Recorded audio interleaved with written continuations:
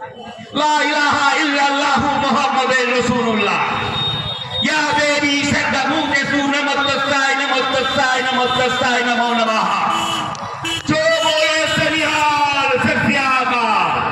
আমরা বলতে পারি আমাদের নেত্রী মমতা বন্দ্যোপাধ্যায়, আমাদের আমরা অভিষেক ব্যানার্জির সৈনিক, আমাদের নেতা লিটনদা, তাই আমরা বলতে পারি আমরা একই মুখে হিন্দু না বলতে পারি, মুসলিমদেরও বলতে পারি, সাঁওতালদেরকেও বলতে পারি, খ্রিস্টানদেরকেও বলতে পারি। আমরা সব ধর্মকে সমান শ্রদ্ধা করি। তার কারণ আমাদের নেত্রী আমাদের এটাই শিখেছে, আমাদের নেতারা আমাদের এটাই শিখিয়েছে।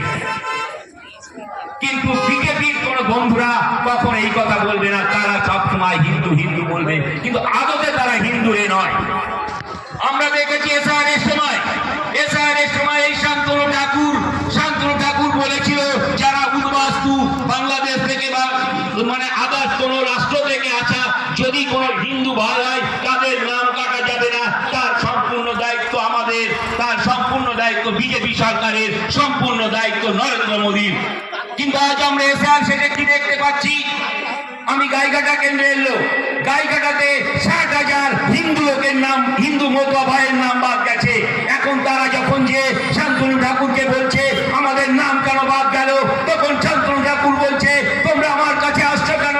তোমরা নির্বাচন কমিশনের কাছে যাও, তোমাদের নাম কেটেছে নির্বাচন কমিশন। তাহলে আমি বন্ধু বলবো, তুমি কিছুদিন আগে কি বললে? তুমি তো বলেছিলে কোন হিন্দু বন্ধু যদি কোন মতুয়া ভাইয়ের নাম, উদ্বাস্তু ভাইয়ের নাম, ছিন্নমূল যারা তাদের নাম বাদ যায় তার দায়ভার আমার। কিন্তু আজ তুমি বলছো নির্বাচন কমিশনের কাছে যাও। এরা ঠিক এই ধরনের গিরগিটি, এরা এইভাবে রং পাল্টায়, এইভাবেই কথা বলে। আজ বিজেপিকে কি প্রচার দিচ্ছে না আমরা ক্ষমতায় আসলে মহিলাদেরকে মাসে 3,000 টাকা করে দেবো, 3,000 টাকা করে দেবো। খুব ভালো কথা, আমিও এটাকে করছি, অ্যাকসেপ্ট করছি, খুবই ভালো জিনিস। কিন্তু তারা যদি বিজেপি বন্ধুদের কাছে, আমি আমাদের দেশের মাননীয় প্রধানমন্ত্রী নরেন্দ্র মোদীজির কাছে একটা প্রশ্ন করতে চাই। আপনি তো দিল্লি নির্বাচনের আগে কি বলেছিলেন?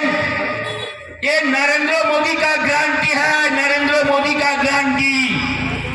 आप लोग दिल्ली वासियों ने अभी भाजपा सरकार लाइए, हम लोग दिल्ली में रहने वाला सारे महिलाओं को महीने में 2,500 रुपया करके देंगे। কি বলেছিলেন তো নরেন্দ্র মোদী বলেছিলেন আপনারা দিল্লিতে বিজেপি সরকার নিয়ে আসুন, বিজেপি সরকার আসলে দিল্লিতে যারা বাস করে সেই মহিলাদেরকে মাসে মাসে 2,500 টাকা করে দেবে। আমি ভুল বলছি না তো?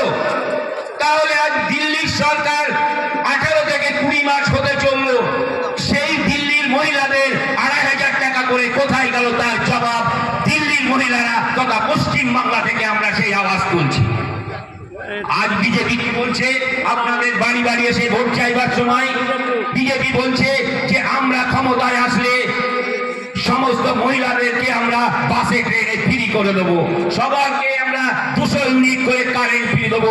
ভাবতার একটা শেষ থাকা উচিত। লজ্জা করে না বিজেপি? তোমাদের লজ্জা করে না তোমাদের মিথ্যা কথা বলতে? ভারতবর্ষে আরো অনেকগুলো স্টেটে এই বিজেপি সরকার আছে, তোমরা সেখানে দাওনি কেন? আমি এই প্রশ্নগুলো করতে চাই। হ্যাঁ, তোমরা আগে অন্য স্টেটে দিয়ে এসো, তারপরে ওয়েস্ট বেঙ্গল এসে ভাওতা দেওয়া শেষ করবে। ঠিক সেই 15 লাখ টাকার মতো, যেমন 15 লাখ টাকা দেবো বলে 2014 সালে এই ভাওতাবাজি জুমলা পার্টি সরকার এসেছিল, ঠিক সেই ধরনের আবার ভাওতা দিয়ে আমাদের পশ্চিম বাংলায় ক্ষমতায় আসতে চাইছে। তাই বন্ধুগণ, আপনাদের কাছে অনুরোধ করব, আমি আগেই বলেছি আমি কোনো রাজনৈতিক বক্তা নয়, রাজনৈতিক লোক নই, আমি একজন প্রাক্তন সৈনিক।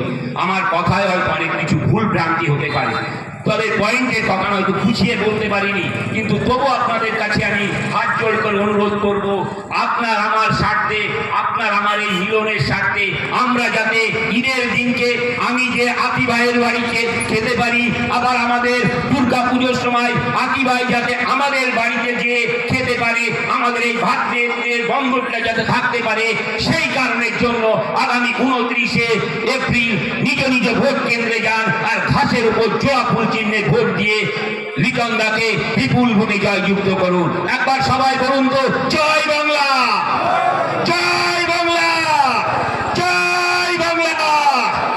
বন্দে মাতরম, তৃণমূল কংগ্রেস জিন্দাবাদ, বাংলার অগ্নিকন্যা মমতা ব্যানার্জি জিন্দাবাদ, অভিষেক ব্যানার্জি জিন্দাবাদ, রিকান্দা জিন্দাবাদ।